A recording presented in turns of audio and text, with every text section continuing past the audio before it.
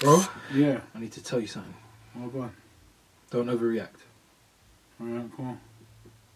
Arsenal gonna win the goddamn league, bro. Do you reckon? It's done.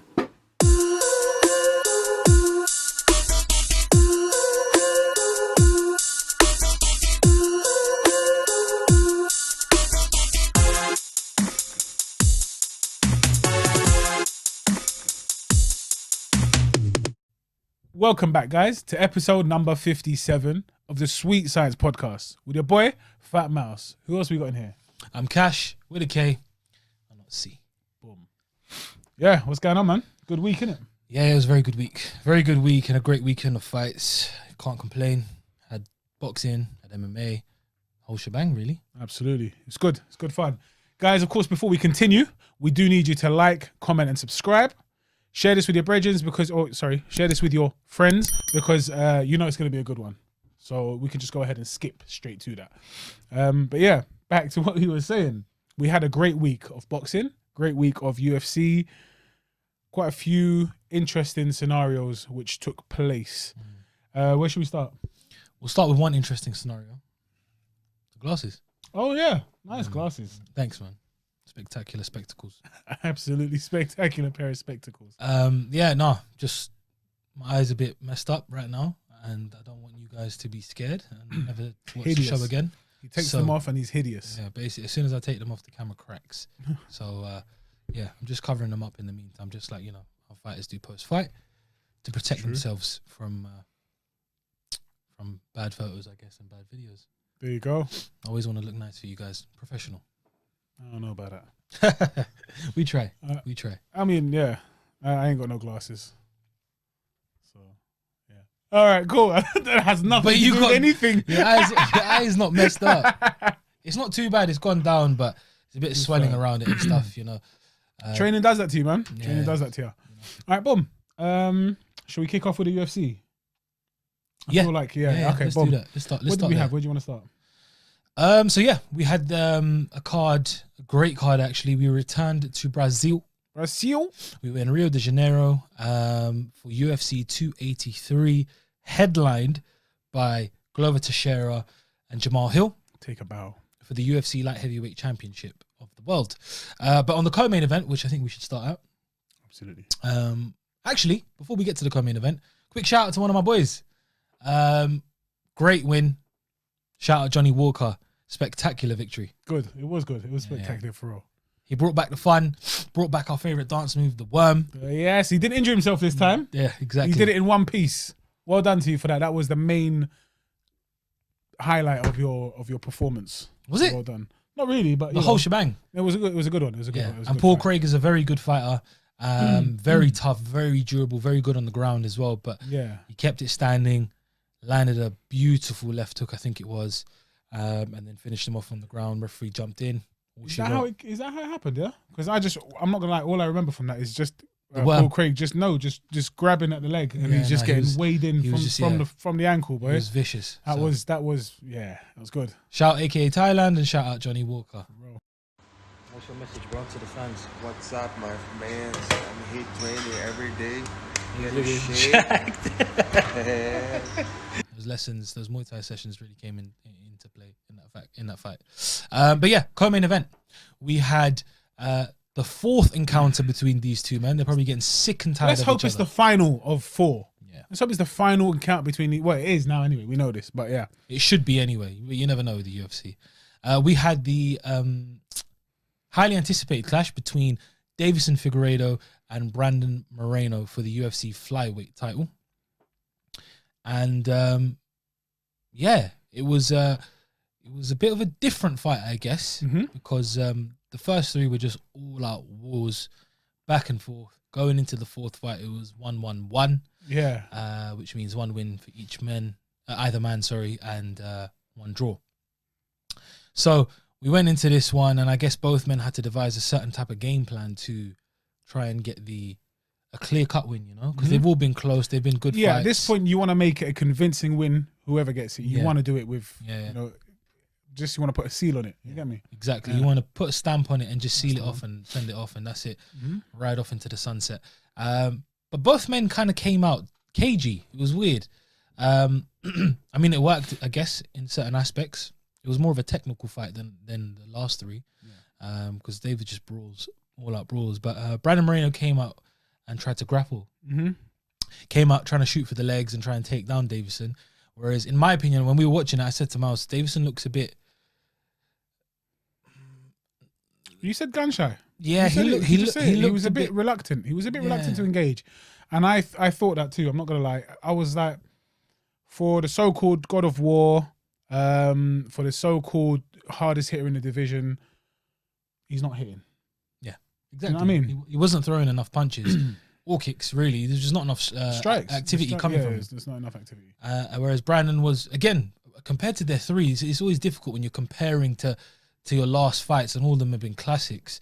Yeah, it's difficult to maintain that type of anticipation and that type of excitement in these fights, especially when you just want to come in, ideally put a clinic on and just finish it there and then. I think he knows. I think they both knew neither one is going to put on a clinic. It's got to just be, let me prove I'm the best, but go through war if anything. But it was a bit of a letdown. I'm not going to lie. Yeah, it wasn't as exciting, obviously, but the difference I thought was they both came in and stuck to their game plans. Mm-hmm. That's what it was. That's where they didn't change compared to the other three, because it came out. You've always got a game plan. You come in, start scrapping, and then it completely just the game plan goes out the window, like you see in these fights, and it happened 3 times in a row. Whereas in this fight this weekend, it was more calculated. It was more relaxed. Both men were trying to counter. Brandon, again, like we mentioned, was trying to shoot, trying to get him down, trying to out wrestle him, which was surprising as well, because I didn't expect it. Obviously, he did say pre-fight that he's been working on it, but again, I just thought, Mexican blood, the Brazilian warrior, it was just going to come out again. But at the end of the day, they stuck to what they did in that fight, and it was just an unfortunate ending to what could have been a good technical scrap between the two instead of something that was all out brawl. So Brandon Moreno ended up getting the TKO win via doctor stoppage at the end of round 3. Doctor stoppage. I was waiting for that. I was going to say I was so tempted to, but I just controlled myself. It wasn't even a good impression, but yeah, I'm sure you know the reference. And so what had happened is he landed a left hook, which at the time Deiveson complained about because he thought he got poked in his eye. Yeah. But it was more so of like one of those weird cuffing kind of shots where his his hand was like kind of open, but it was the side of his hand landed. It was like a knuckle side of the hand, and it went straight into his eye. I just bulged straight away. Yeah. And he complained. Round went on. He took him down. Brandon. I said to Mal straight away, I was like, "Why did he shoot? Why did he shoot?" Yeah. It was weird. I didn't understand it because you've seen the guy. He's complaining. He stopped. The referee saying carry on fighting. He's basically turned his back to you. Yeah, the ref didn't say. He's kind of turned your back to you, and he's saying, "I want out." Yeah, that was kind of in that moment. Just jump on that opportunity. Exactly. I think genuinely though, he didn't want it to be a controversial ending, because if he looks away and then like ref, my eye, I've been poked, and then he just bangs him. I mean, the result would have been the same because everyone booed him out anyway. But it would have been like that, like it was a controversial win. Yeah. See what I mean? I think maybe. Still was a controversial win. Exactly, that's what I'm saying. So it didn't change anything really. But in the end, that eye poke, it wasn't that supposed eye poke. When it landed, I was like, why is he stopping? I was like, he must have broken his orbital. But remember I was saying this, but it's probably not the case. I don't think that punch was enough to land it because the way it landed, but it landed right in the eyeball. And that kind of pain does stop you immediately for a second. So it just looked like he was giving up, immediately giving up. And it may have been an orbital break because the swelling was huge. The doctor stoppage came because he couldn't see out of eye, because it was pretty much swollen shut. It was completely shut. Which is in line with an orbital break or fracture, whatever you want to call it.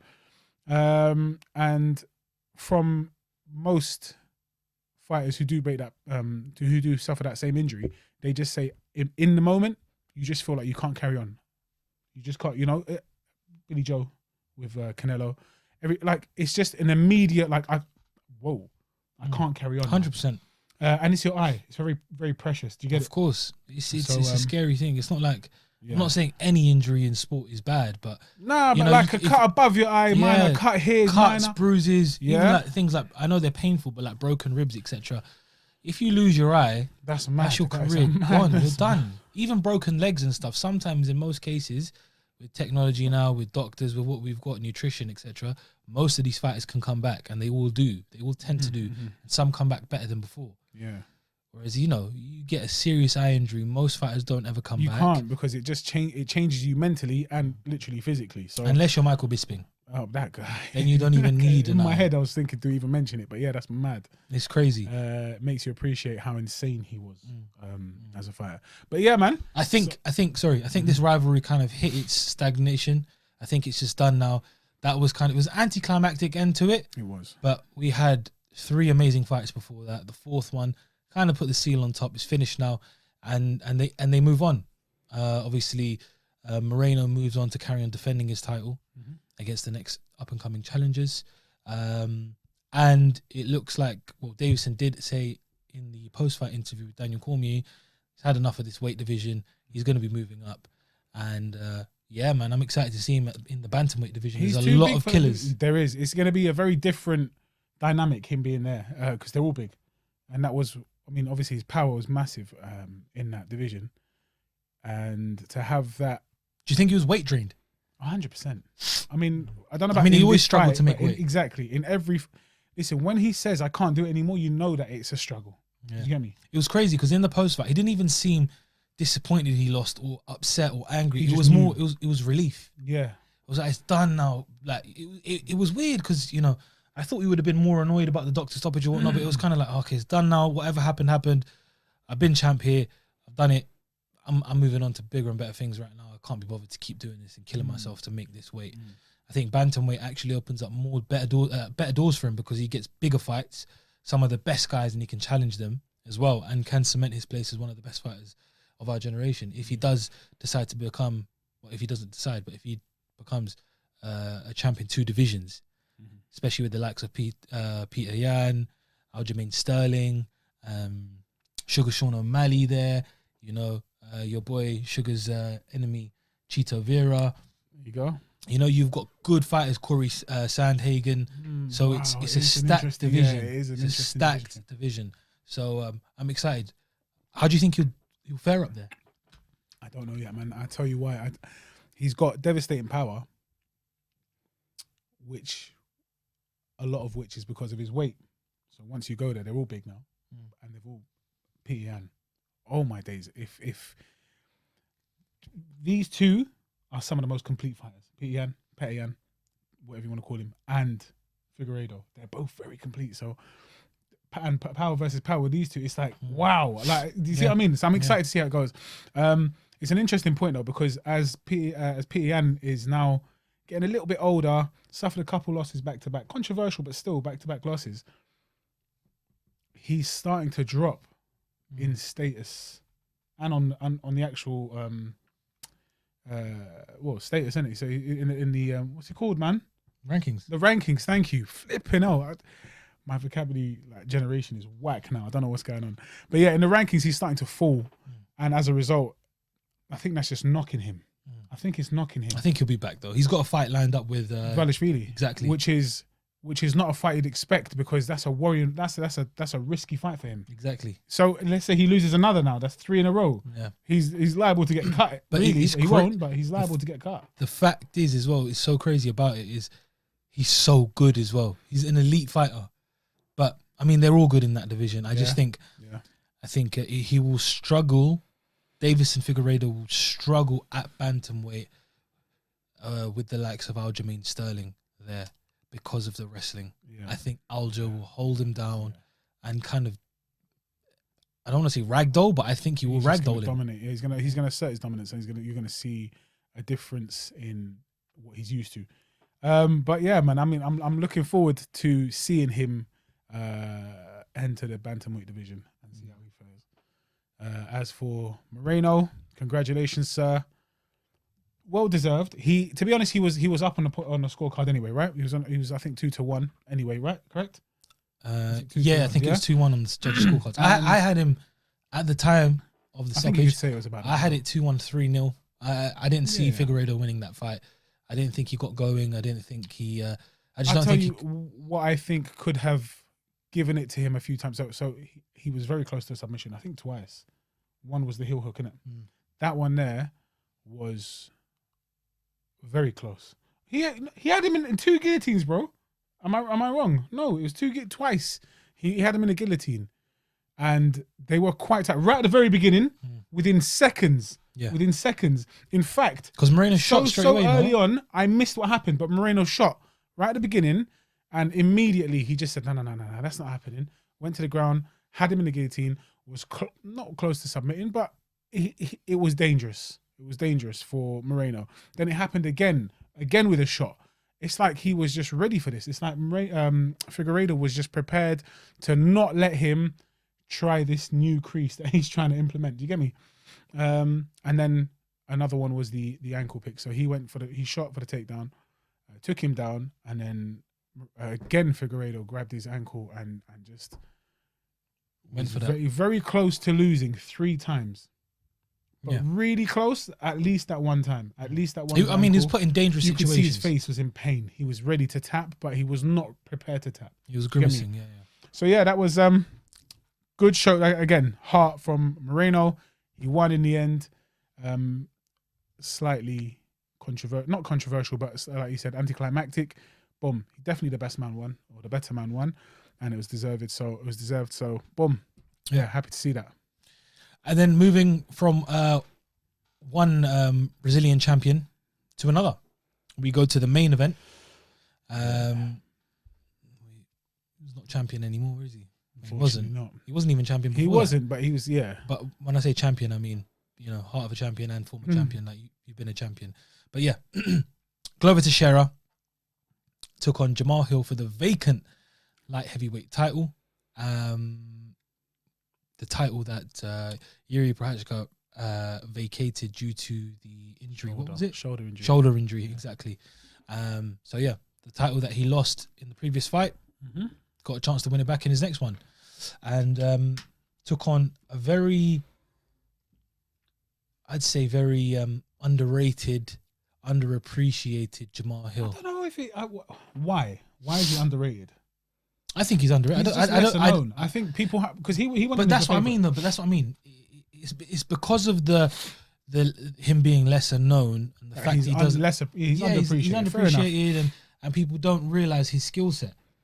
That's how true. Good he is. And whoever expected him to win early on. Sweet hands, knockout, sweet dreams. Sorry, not sweet hands. Sweet dreams. Do you get me? Early on, 4 knockouts in a row, whatever it is at the moment. Yeah. And just looking unstoppable. But, Glover, as we know, a veteran, a legend in the game, and an absolute machine, a killer. Yeah. You saw that in the fight with Yuri. And Yuri is a man which people ducking and they diving fear from. him. Yeah, they fear him. And Glover took it to him, almost had him beat. It was back and forth. 4.5 rounds of domination, I think. You think so? 4.5 rounds of near domination. Don't make me backpedal. But yeah, I mean, again, I watched it recently and I changed my opinion from the first time I watched it. Okay. But the first time I watched it, my initial opinion was that he was winning every round quite comfortably. But in a way that it's been said before, and I can't remember who it was by. It might have been by Hardy, Dan Hardy, yeah? When you hit Teixeira, when you rock him, he saps your energy, and that what should be him losing his legs, losing his bearings, actually turns into him, all right, it's focus time now. It's go time. And it's the maddest thing. Like he gains focus and gains what's the word? Like flow state as he gets tucked in. Yeah. As he gets beaten up. And it is so dangerous because how old is he? 44? I think so. Something at whatever age he is, yeah. And he looks older than he is as well. And he walks, even the way he walked to the cage, for me, it just looked like he wasn't really there. But that's him. That's how he is. He's older. 43. Man, he was built like a strong 70-year-old. Like a big, droopy 70-year-old. But then all of a sudden he switches on and he starts bouncing around in the cage. it's weird. It's like an old man who's just switched on some mad energy, and then it comes to him. But in the cage, he's a different person.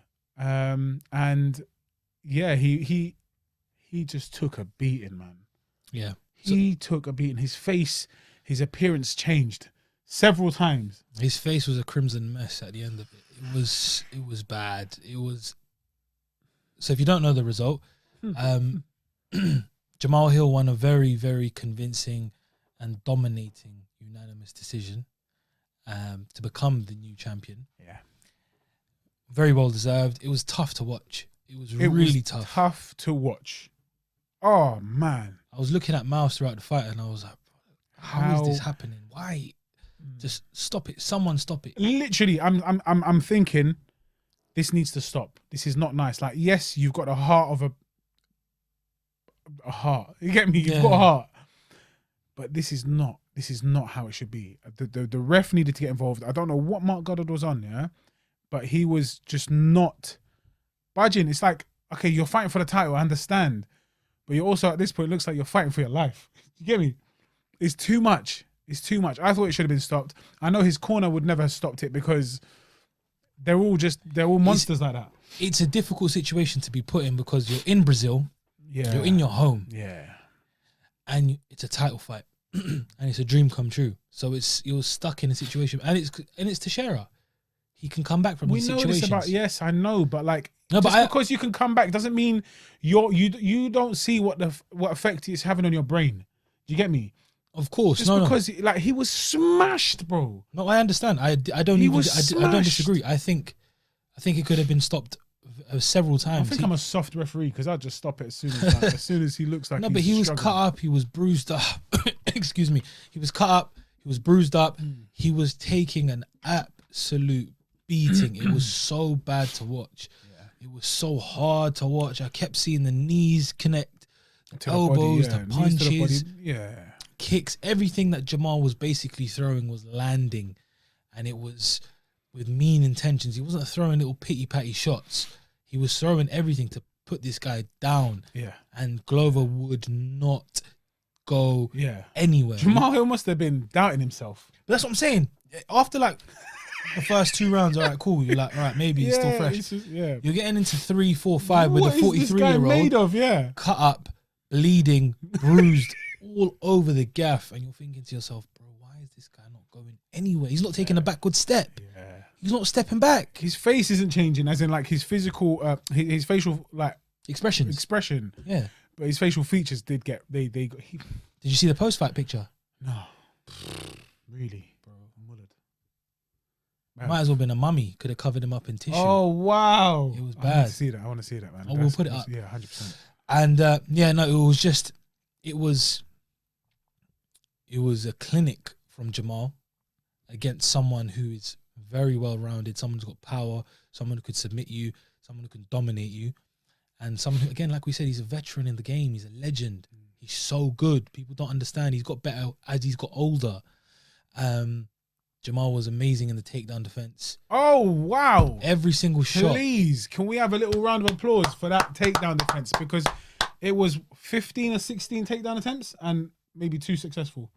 I can't remember the exact number, but it was basically non-existent. I remember when it was 13 out of 14 defended. 13 defended out of 14 attempts. It was crazy. Maybe 2, 3 more of them. We remember he took him down one more time in the final round. Do you know what I really like about Jamahal? Yeah. So cool, calm under pressure. Yep.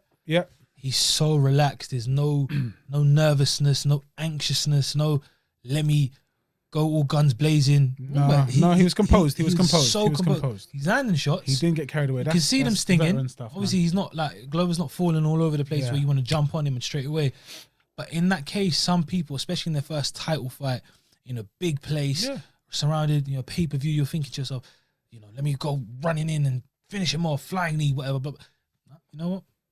Chill out. Yeah. Let me do what I'm doing. Let me carry on doing what I'm doing. Let me finish the game the way I started it. Yes. Just continue to dominate. Yeah. Hitting it's a marathon, isn't it? It's not a sprint. It's just he's rocked now, but I'm dominating. So let's just keep it that way. But I maybe this is controversial, right? Or maybe this is just my imagination. but it seemed to me a few things. Again, I mentioned his walk into the cage, which is very normal. It was very normal. I felt like he knew he wasn't going to win. And it's weird. I felt like he knew he wasn't going to win. I felt like he knew something was off, and he's 43. He's not fast. He's not, he's not explosive, but he's efficient, right? He wasn't efficient. His takedowns, yes, we paid, our respects to Jamahal Hill's defense of the takedown. But the takedowns themselves were very weak, very half-hearted. Okay. Slow, grab the leg.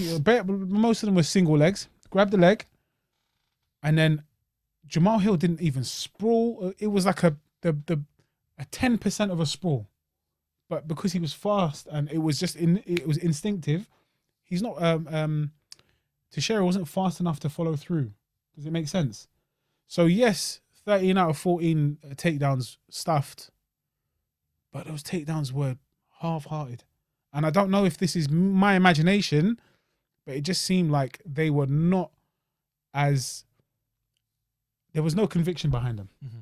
Okay.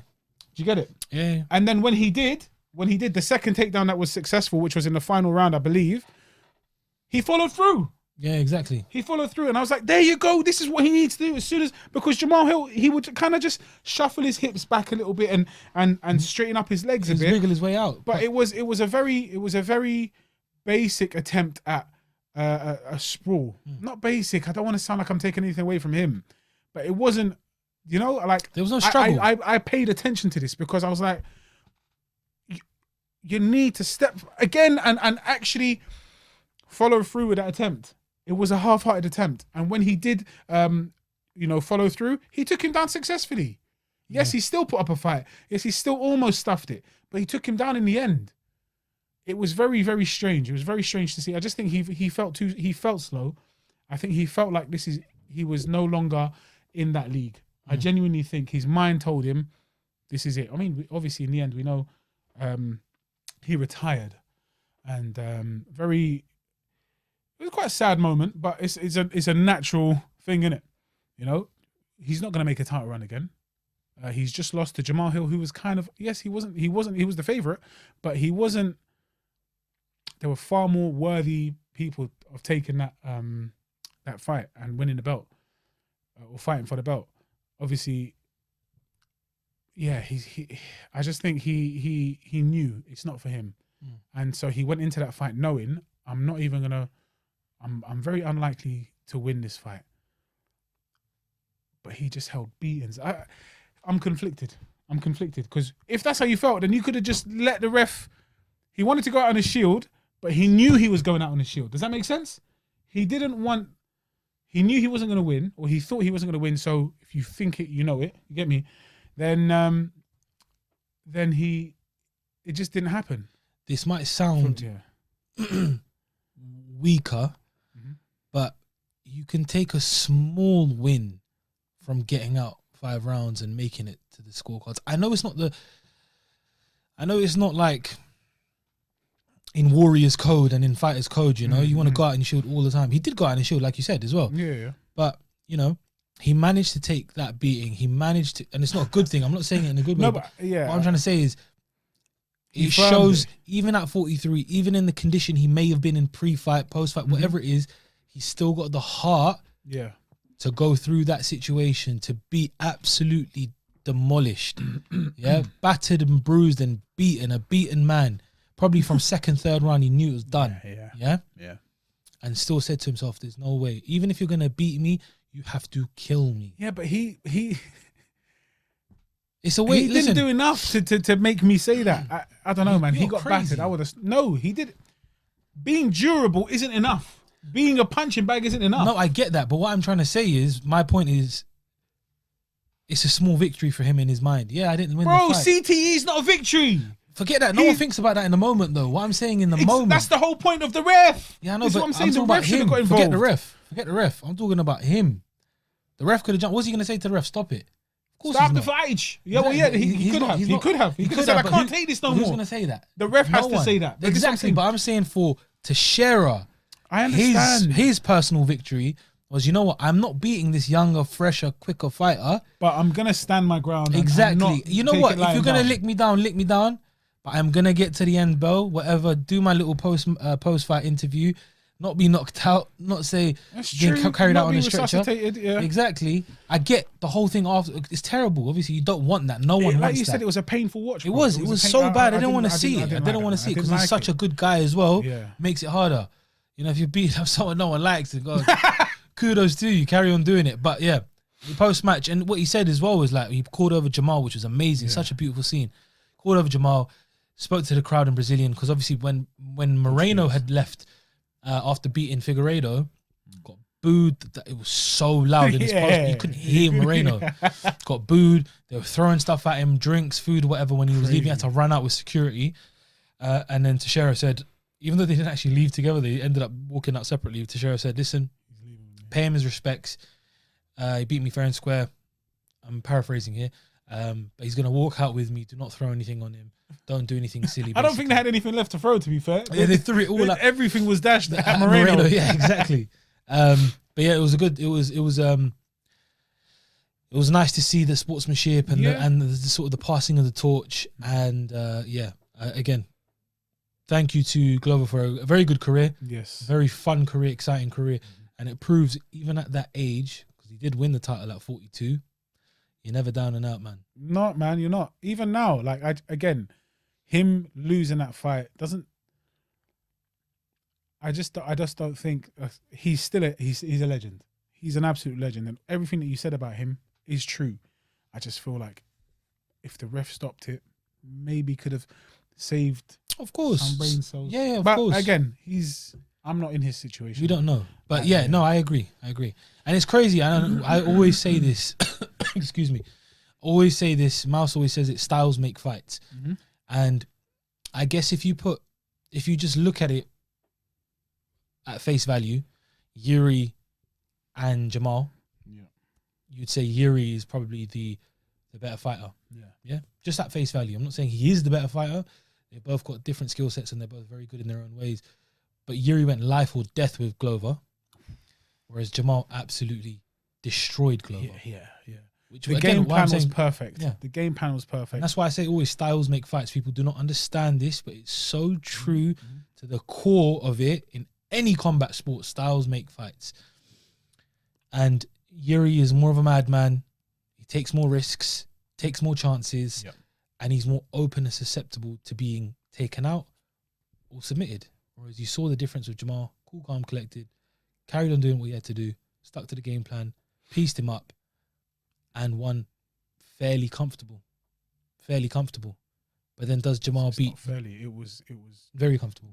Landslide, man. But then does Jamahal beat Yuri? That's what I'm saying. Styles make fights. Yeah. It's a great fight to see. I would love to see it. I think it's going to happen next. It probably will happen. I was going to say, do you reckon that's the next fight? Because I don't think... It depends on his Yuri's... shoulder's going to be ready. Depends on him, but he's a madman. He's already training again. He's coming. He's coming! Exactly. So yeah, I'm excited to see that. It shakes up the division, adds fresh blood in, and I guess let's see what happens. Yeah, 100%. I mean, that belt has just changed hands so many times after John Jones left. It's almost a joke. It's almost funny. I'm not going to lie.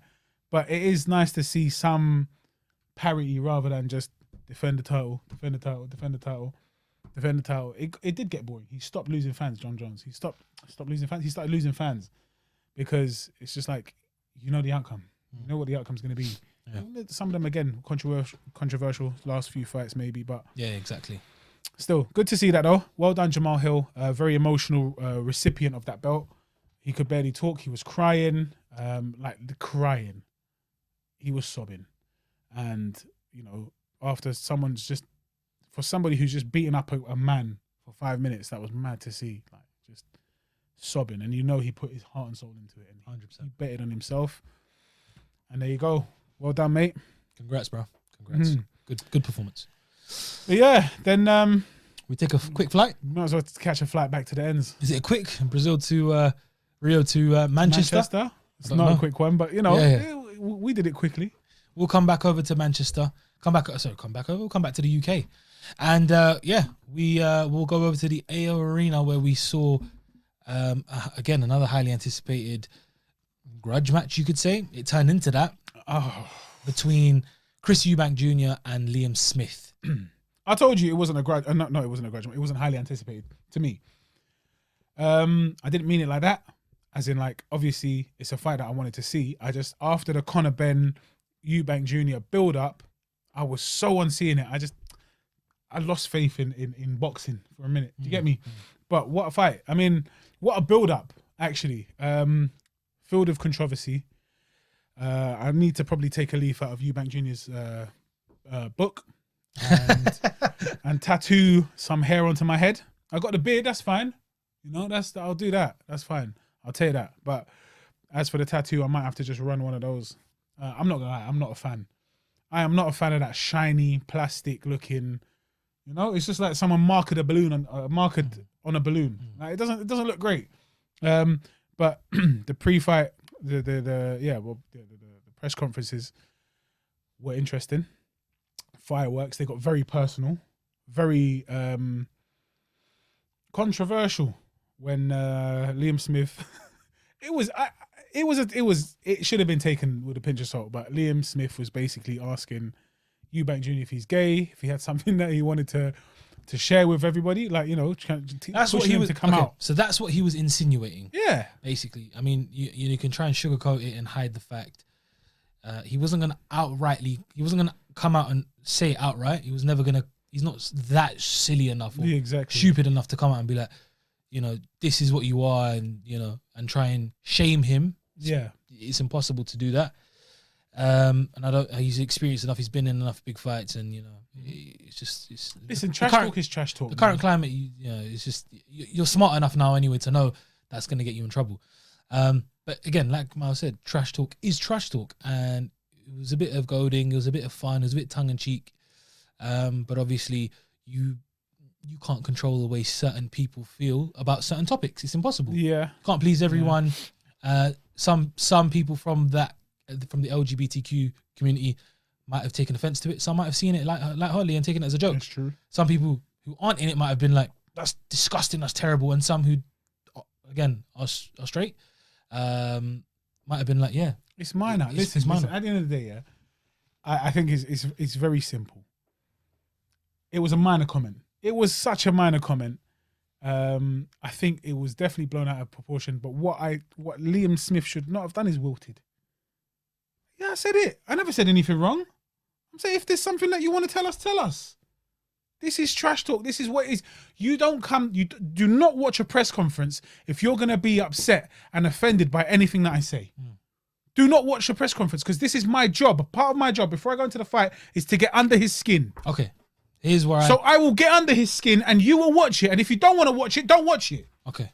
I get what you're saying, but this is where I slightly disagree with you. Fine. I just think certain topics, stay away from. 100%. 100%. There's no need. If you're going to go into extremes like Conor McGregor. Okay, what I'm saying is I get trash talk and I get all of that, and it's fun and it's exciting, and it's, you know, you're going to go in and fight a man for 12 rounds and try and basically render someone unconscious. Mm-hmm.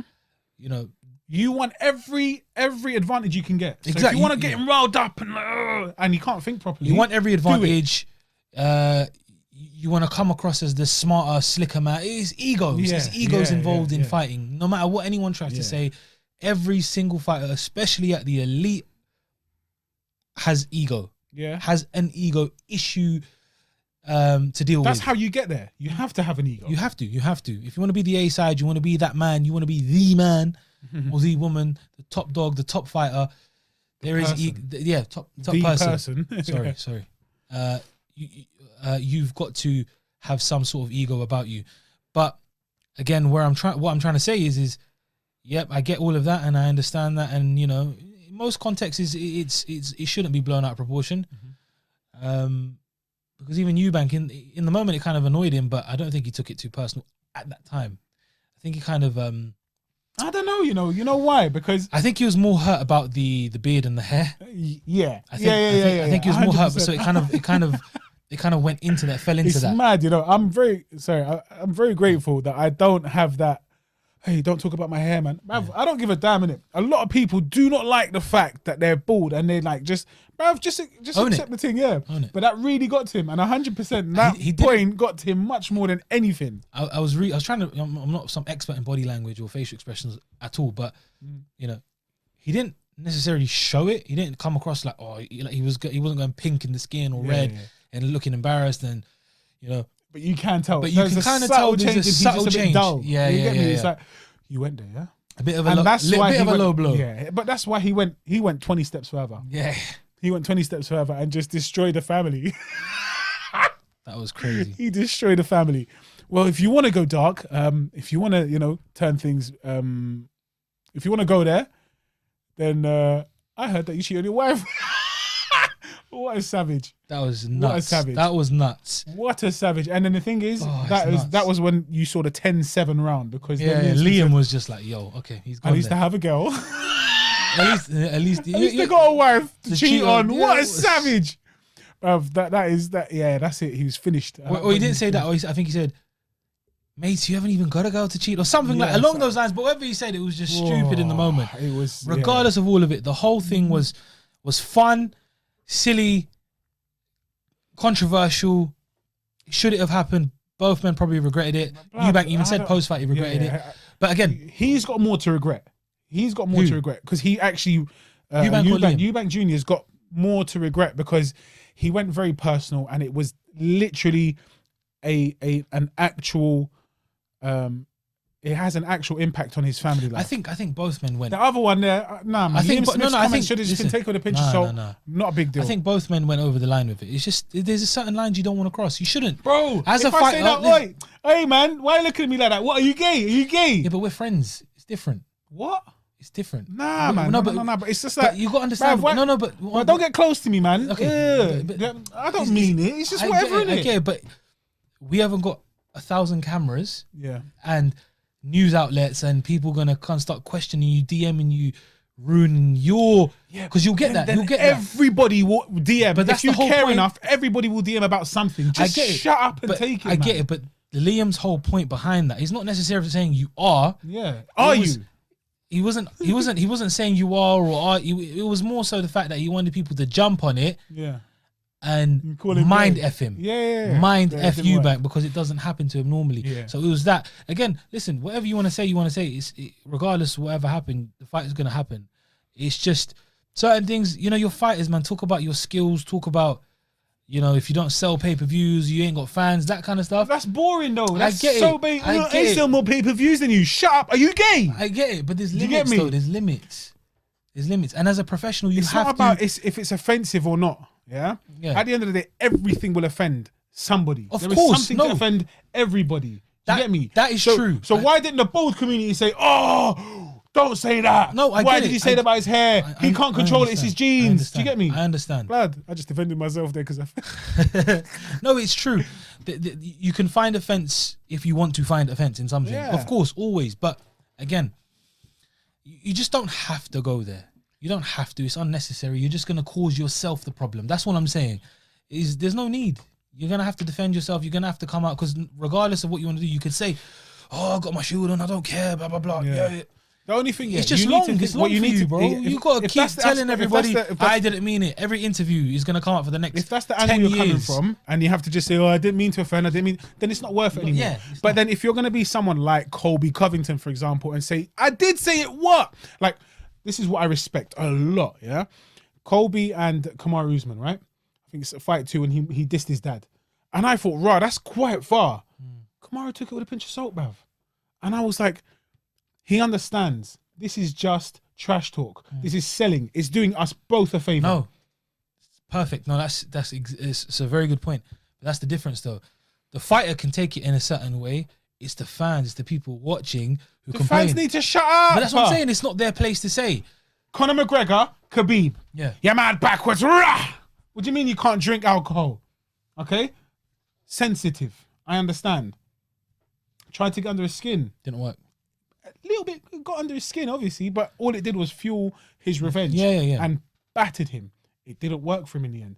But that's like, I don't have you said there are lines. Yeah. I also am a Muslim. I also don't drink. I also am not a backwards rah.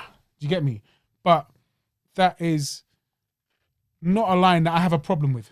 You can call me a mad backwards rah because you do your thing and I do mine. I'm not going to get offended by that. I'm just going to weigh you in. And if I lose, I am a mad backwards rah. Do you get me? No, that's fine. I see it a bit differently in the aspect that I just don't think it's worth the hassle you may potentially get from it. Do you know when I get road rage? Mayweather was smart in certain aspects, with when it was with his trash talking. Yeah. Early on, he was a bit more reckless with it. But as he got older, as he got wiser, he realised I got more eyes on me. Yeah. There's more chance of me being cancelled or getting in trouble. Before this whole cancel culture came into play anyway, you'd still get criticised and lose fans or potentially lose out on sponsorship deals or whatever. And Mayweather was about money. His trash talk changed in a certain aspect. It wasn't as... It was watered down. It was watered down, but he still managed to get under people's skin because he was so annoying because he just said, I'm better than you. Yeah, but... Really and truly, that's all he used to say towards the end of his career. Say, though. That's all he could say. But it worked. But he's not everyone can say that. But you can if you believe it in a fight. It's true. You might not win it in the end, but I'm faster than you, I'm better than you, stronger than you. You can't beat me. There is no way you can beat me. Look, I'll give you an example. George Groves, Carl Froch. Yeah? George Groves absolutely mind-effed Carl Froch. He destroyed him in the first fight, especially. So much so, even though Carl Froch denies it, he had to get a psychiatrist. Sorry? He's a psychiatrist, right? Yeah. He had to get therapy sessions. Yeah. He would say, oh no, I needed them anyway, whatnot. No, George Groves messed you up that bad. George Groves genuinely believed, I'm better than you, stronger than you, faster than you. I am the better fighter. I'm not going to give you credit for what you've done. I don't care. Why do I need to give you credit? I'm fighting you. Yeah. Ego comes into play. This is what was almost a detriment to Carl Froch, but eventually he came out on top in both fights. Yeah. And this is what I'm saying is you can still get under someone's skin. You could still make it entertaining. Bro, they were the first people to sell out Wembley. Yeah. The rematch was at Wembley Stadium. These are the guys who built that up. This is why people go Wembley all the time. Yeah. And it wasn't your mum's this or your religion's this or your skin's this. You're gay. Yeah, your sexuality is this. It was more so, I'm better than you and I'm not giving you credit for what you've done because it has nothing to do with me. And the other guy, on the other hand, is getting offended by it. He's taken aback by it. He's like, bro, I've done all this. I'm a potential Hall of Famer, blah, blah, blah. Give me my dues. And then they start from there. And that's what I'm saying is it's unnecessary because there's always ways around it. There's always ways around it. I just think, look, man, if you want to upset somebody, upset them. You don't have to go. Do you see what I mean? Yeah, do what it takes to win. You're that dagger in the heart kind of guy. 100%. But that's it because I know I will get got too. But my generation is that. The way we used to diss mums when we were kids or diss every fault or flaw about a person, you'd go in on it. I'm thick skinned as a result. I do agree in that sense. I think generations now are a lot...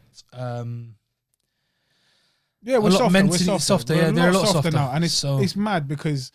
if Chris Eubank, let's just say theoretically, he came out as gay time ago, and he goes, "Oh, you keep talking about, your boyfriend, but I saw you with a girl. Are you sure you're not straight? Are you sure you're not straight? Will they jump on the same thing?" No, I don't think so. So then, what are you on about? I get it. When they're doubting his sexuality. Shut up, man. No, it's just trash talk. Listen.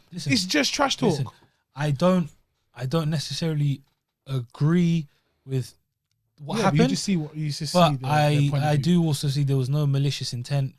He didn't 100%. actually come out and physically say anything. He didn't. Listen. He wasn't being homophobic in that aspect. So I just think at the end of the day, take it with a pinch of salt. You move on. You're gonna fight. People will be offended. You're supposed to offend. The only thing you can do is come out and apologize and say, "All right, cool." Before you go crazy, I'd like to take this opportunity. Yeah. To apologize to nobody, bruv. Because for what? Sorry. Oh, I just apologize.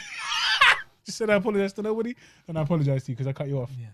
But yeah. Regardless of it, I just I think there's a certain way you can go about things, especially when you've got all those eyes on you. That's all I'm saying.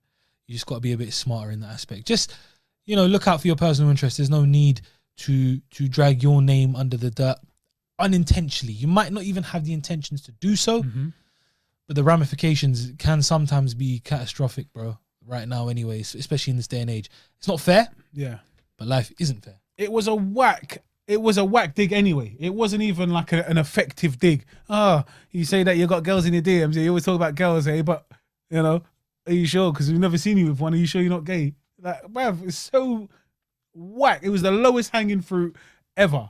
Man picked it off the floor. Do you get me? But I still don't see an issue with it. Like that, if anything, that's my problem with it. You could have come with something better. You know? Okay. But that's about it, man.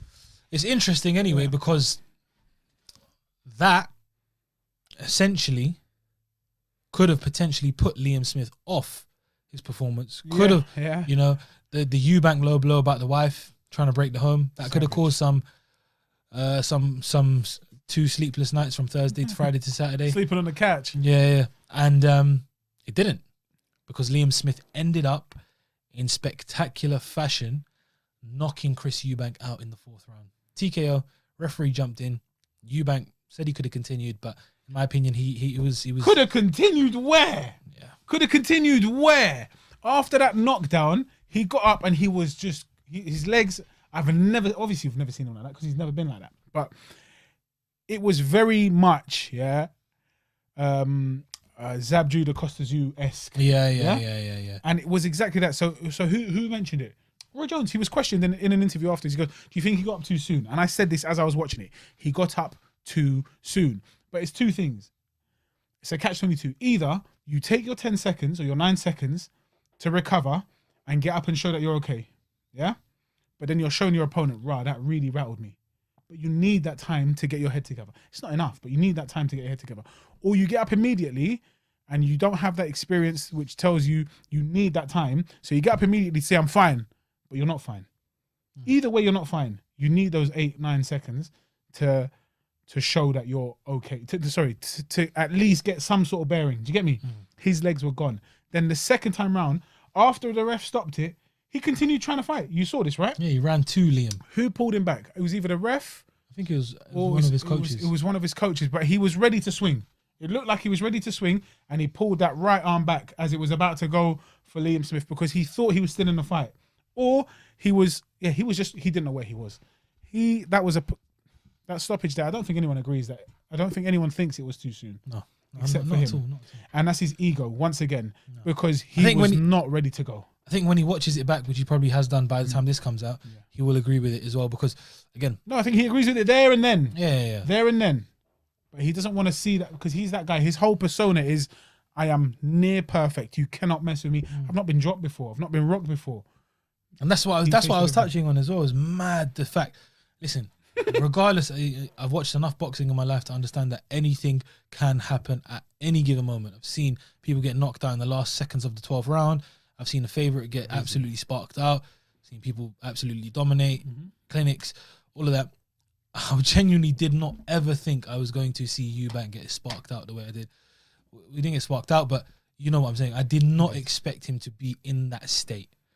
The shots I've seen him take from bigger, stronger men, no disrespect to Liam Smith, but again, Liam said it all along. He said it in the face-off.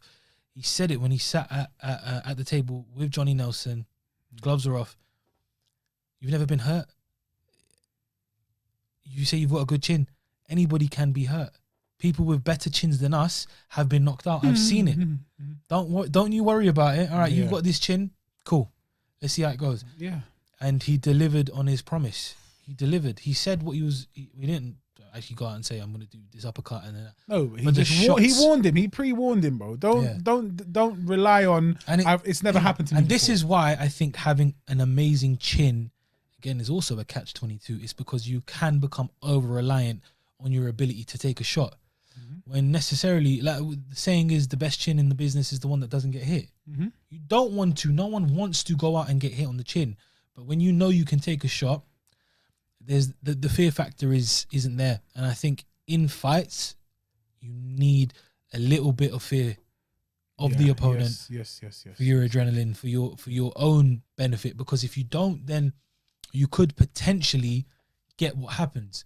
If he respected Liam Smith's power from the beginning, and wasn't so, my chin is basically impenetrable. You cannot get past this defense, basically, which is here. Nothing's going to happen to me. Then maybe certain shots he wouldn't be trying to shoulder roll and jump and this and that. hands up sometimes. All right, you got hit. You might feel it. You might not want to show it. Get your hand up a little bit. Yeah. Move. You're not Roy Jones. I'm sorry, man. I'm sorry. You're not Roy Jones Jr. What we saw very, very much in the first round at the very least, yeah? And the subsequent rounds. But round 1, in my head, I'm just looking at Roy Jones. You understand? He tried to move like Roy Jones. His hands were placed like Roy Jones. His punches were being thrown from the same place as Roy Jones was. I understand he's your trainer. You are not Roy Jones. Roy Jones made some critical, basic, fundamental errors, but he got away with it with his speed, with his he was, you know when they say gifted? He was gifted with speed, gifted with power, gifted with athleticism, which you are not gifted with. So you can't get away with it. Don't think that you can pass that on. Roy Jones, unfortunately, he's not a trainer. He should not be a trainer. You have to be able to teach fundamentals and basics and perfect them before you can do anything. And Roy Jones never had them in the first place. How are you going to pass them on? Do you get it? So in the ring now, he wasn't being himself anymore. He was being a young Roy Jones. But slow. Imagine Roy Jones, but slow. So, okay, he didn't do that, but imagine doing that Roy Jones move, you know, the one that he stole from a flipping cockfight, yeah? But doing it slowly. You're just not going to land it. So you're going to look stupid. And that's exactly what I saw. In my head, I'm just watching someone who's trying... I'm just watching somebody who's trying to be Roy Jones, but who is slow and cannot do what Roy Jones can do. So why are you doing it? Slow. He's slower. Slower. Yes, sorry. But by Roy Jones' standards. Now, this guy was a freak. Roy Jones was a freak. He got away with so much. A bit like Prince Nassim, again, 2 feet off the ground when you're throwing punches. The speed, the movement, the hands down. It doesn't work for everybody. Do not try and emulate that which is not fundamentally basic, entry level. You have to have these basics. Do you understand? Don't ruin the fundamentals because you think you can apply them. Do you understand? I'm not even making sense anymore. But no, I get what you're saying. Stick to the basics and have your style. Your style got you to the dance. It got you there. Listen. Had you just worked on that instead of trying to become somebody you're not and somebody you could never be like because you ain't got the same minerals. What I think as well is fair play. If you want to do that, you want to do that. Cool.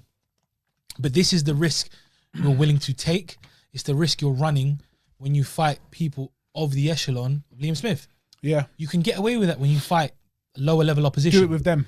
And again, this is the problem with fighting certain level of opponents is it could give you some false confidence. Yeah. Gives you this false belief that maybe I can have my hands low, I can pitty patter, tip tap, and then up the pace and then eventually get you out of there. Yeah. And again, when you fight elite, when you fight world-class opponents, when you fight guys who have been in there, who are former world champions, who know what they are doing, unfortunately, like Chris Eubank said, ABC 1, 2, 3 gets the job done. And ABC 1, 2, 3 in this case was Liam Smith, and he got the job done. Man tried XYZ him. You understand? You haven't got there. I'm a fan of Eubank Jr. Yeah, people might think, what the hell? Like, a lot of people don't like him. Again, I like entertainment. I like people who can sell a fight. 100%. And he can do that. He definitely does that. He gets eyeballs on him. He's so already smart. resold the rematch. Do you get me? Yeah, exactly. So he sold the rematch. So yeah. So I've followed his career and I've watched a lot of his fights. And I was saying this pre-fight, and I said it to Mouse. He reminds me, not the same style, not at all, not in terms of technique or just in terms of mentality and how they are when they get in the ring. A bit of Adrian Broner, where I see them trying to emulate a style which isn't theirs. Yeah. And yep, they've done it against certain fighters, but when they've tried to do it against the elite, against the top guys, they've come up short. When you already have a style which works for you, and that's true for both of them. Yeah. You already have a style which works and has worked in the past. It's proven. Why change it? Why are you trying to be these guys that you can never be like? My biggest problem, my biggest issue, my biggest frustration, with Adrian Broner was the fact that he was gifted certain attributes which he ended up moving away from. He ended up trying to be this counterpuncher, Floyd Mayweather-esque type fighter, which he never was from the beginning. I get he's your mentor. He's someone you look up to, someone who's trained you a little bit, in and around the camp all the time, and he's the biggest star in boxing. Everyone wants to be Mayweather, but nobody can be Mayweather. That's the difference. No one can. No one can. No one will ever be Floyd Mayweather. It's impossible. With Broner, I used to see a lot of things where he's in fights and he can easily beat a lot of the guys he's fought and he's lost to. Not all of them, but some of them. I think with a better game plan and a bit more ring IQ, I think he could have beat Maidana comfortably. But Maidana ragdolled him. Maidana walked through him. It's not, Again, it's Broner, not the IQ. It's more the eagerness to look flashy and to look good when you're not there. But even Mayweather didn't look good because he wanted to put on a show. Mayweather looked good because he was able to do that. But even the spots of flashiness can work, but you're not throwing enough punches. Yeah. You're not being active enough. Adrian Broner, for so long, had some of the best hands in boxing. When he threw combinations, they were beautiful. They were. Uppercuts from angles, hooks, fast, sharp punches. Yeah, lethal, man. But you're not using it. What are you doing? You're not throwing. You're throwing 4 punches around at certain points. You're not throwing enough. Same thing with Eubank. Like the first 2 rounds, I get beginning of the fight. I understand it. You're cold, process, yeah. dry. You're trying to get warm. You're trying to get ready. You're trying to get in there. You're trying to feel. You're trying to process everything. I get that. But I'm seeing pity patty jabs. I'm seeing useless. Your right hand's there. Your right hand's there, locked and ready to go. There's opportunities to throw it. I'm not saying I'm world level fighter, but there's certain points where he needed to follow up. You're not doing it. He's not doing it. He's there, and it's like, use your attributes that you've got, that you already have, that have got you to the dance. Yeah. The things that you do. You throw Eubank when he throws punches in bunches, when he throws his combinations, is very difficult to stop. He's so hard to get off you. He's got the gas tank. He's got speed. He's got pop. Yeah, he's not the most powerful one punch hit or quitter kind of guy, but it's accumulative, and that's what he was known to do. He would brawl with you in the aspect like his dad. Obviously, they're different fighters completely, but it's in you. That's in your blood. His dad is not in your blood. His dad was his own fighter. Eubank Jr. is probably, this is probably what it is. Psychologically, he's trying to break free from that association with his dad. He has to be somebody else. Do you get it? So he's completely taken a different style. It's frustrating for me because I think maybe I'm a bit deluded in my belief of Chris Eubank, but Jr. But I think he has the ability to be very, very good. But I don't know if it's the confliction between him and wanting to be a certain style, or it's that mental barrier of him not being able to. Because I think if he threw those punches and he tried to keep Liam off of him instead of trying to box hands down, boom, boom, boom. I get in certain moments you have to box and in certain moments you have to fight. But I feel like don't stray away from what you're very, very good at. Throw those shots. Let your hands go. That's the main thing. And we're going to have to wrap up quite soon, right? But one more thing. I want to go back to what I said about Roy Jones not being fit to be a trainer. End of round 2.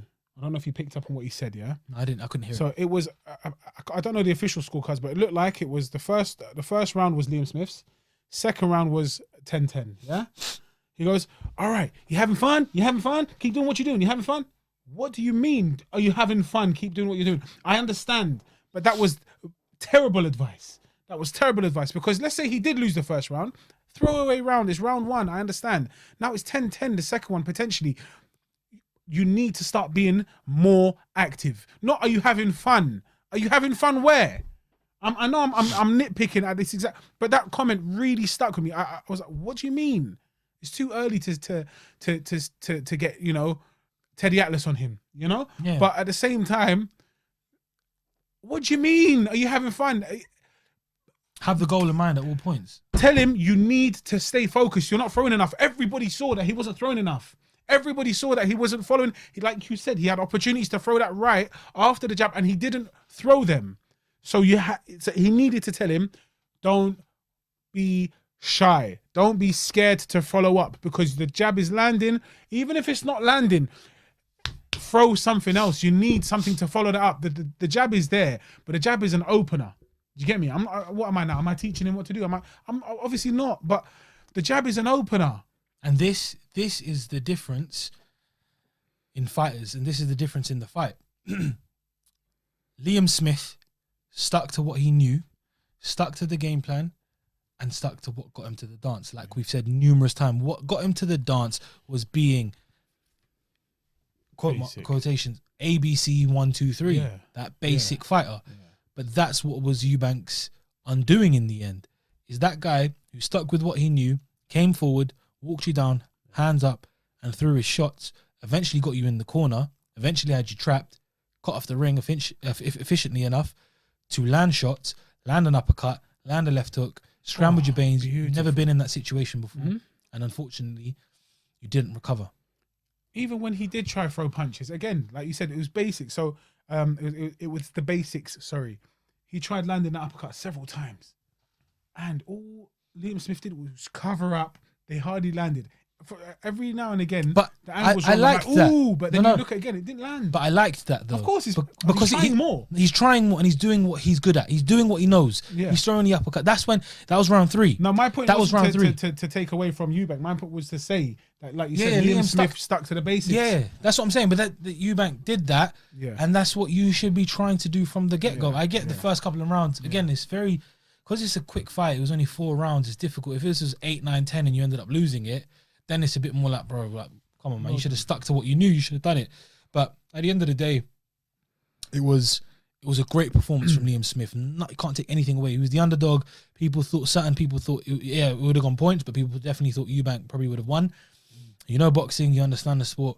Liam Smith is very, very good, very credible, former world champion, been in the ring with the elite. He's been in with Canelo. Probably, even though he lost, he learnt a lot from that. 100%. So, what was he going to be afraid of going up against Eubank Jr.? Yeah. So, credit to Liam Smith, a huge, huge win. Absolutely. A massive statement made. Shut up someone who probably was getting under his skin, even though he was saying he wasn't. You can't get under my skin. Humble pie, innit? Humble pie is a salty, unsavory flavour. Yeah. So the options going forward now for Liam are either Triple G, he mentioned, Kell Brook potentially coming back from retirement, or the rematch at Anfield. So take the rematch, man. Take the rematch. Would you take the rematch if you were Eubank? If I were Eubank, I think so. But I just think he needs to now understand. I need to get on the phone to him. I think he needs to understand that he needs to just rein it in a little, revert back to basics. Don't try and be flashy. Just win. Get the win before you do anything. You know? Get the win, and then you can be flashy against a lesser opponent again if you want. I think just assert your dominance from the start. I'm assert sorry, your dominance. With a fight like that, you can't not take the immediate rematch. You can't not take it. Otherwise, it takes away from you. Oh, I need a tune-up fight. Okay, well then clearly he weren't ready for this fight in the first place.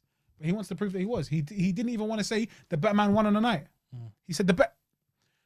I said things that got you understand. He took it back. He was like, you pointed it out, but I saw it.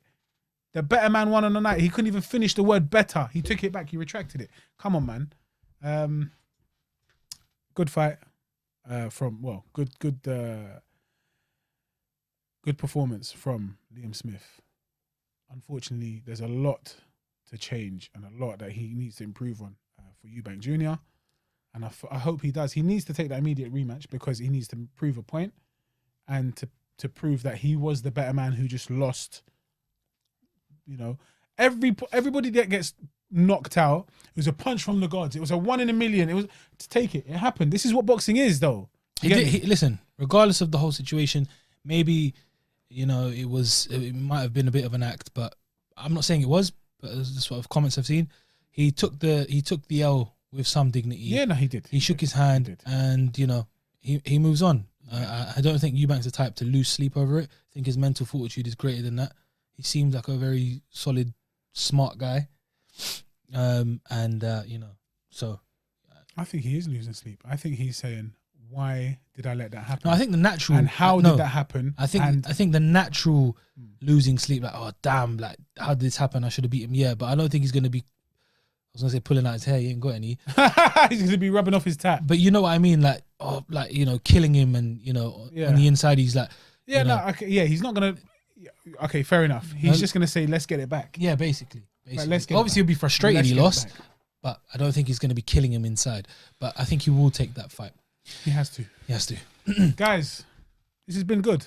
This has been episode 57 of the Sweet Science Podcast. I've been your boy Fat Mouse. He has. And I've been Cash with a K, not a C. Like, comment, subscribe, share. No. Check out Schwaret. Yeah. Check out the TikTok. Check out the Instagram. Check out the Twitter. I don't have much control over that one. I don't really know how to use it. What else is there to check out? Check out the YouTube. We're pumping out some shorts as well. So watch them shorts. Yes, Nice sir. little snippets of the pod. And again, if you're not a visual person, you can always listen to us on Google Podcasts and Spotify.